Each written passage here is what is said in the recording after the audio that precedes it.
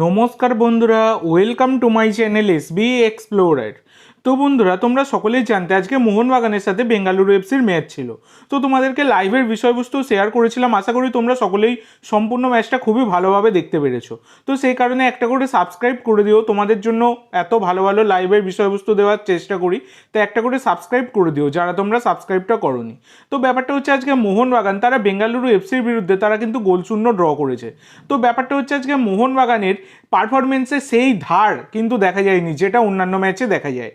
তো দেখো, বেঙ্গালুরু এফসি দুর্বল প্রতিপক্ষ একদমই ছিল না, তারা যথেষ্ট কঠিন প্রতিপক্ষই ছিল এবং যথেষ্ট লড়াই কিন্তু বেঙ্গালুরু এফসি দিয়েছে। তো দেখতে গেলে কিছু ক্ষেত্রে মোহনবাগানের ডিফেন্সও ওপেন হয়ে গেছিলো পুরো, সেখানে ভিশাল কায়েত কিছুটা সামাল দিয়েছিল এবং পরবর্তীকালে আবার ডিফেন্ডাররাও কিন্তু যথেষ্ট ভালো সামাল দিয়েছে, নাহলে মোহনবাগান কিছু গোল খেতেও পারত। আর এদিকে মোহনবাগান কিছু চান্স ক্রিয়েট করলো, সেভাবে কিন্তু গোল একদমই আসেনি মোহনবাগানের, এবং সেট পিসগুলো যেগুলো পেয়েছে মোহনবাগান সেগুলো অনেকটা হেলায় হারাচ্ছে। তো এই দিকগুলো একটু নজর দিতে হবে। তো আজকে মানে পরপর 4টে ম্যাচ মোহনবাগান জয়লাভ করেছিল, তো পঞ্চম ম্যাচে এসে মোহনবাগানের বিজয়রথ কিন্তু থেমে গেল বেঙ্গালুরু এফসির বিরুদ্ধে। তো বেঙ্গালুরু এফসি তাদের মেন টার্গেট ছিল এটাই যে তারা মানে মোহনবাগানকে আটকে দেবে, এবং সেই টার্গেটে তারা কিন্তু সফল হয়েছে। তো আজকে বেঙ্গালুরু এফসির বিরুদ্ধে মোহনবাগানের পারফরমেন্স আর একটু বেটার কিন্তু হতে পারত।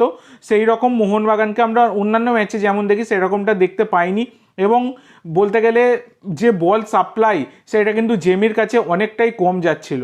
অন্যান্য ম্যাচে যেমন আমরা দেখি সেই রকমটা কিন্তু হয়নি। তো তোমাদের কেমন লেগেছে আজকে মোহনবাগানের ম্যাচ অবশ্যই সকলে কমেন্ট করে জানাতে ভুলো না।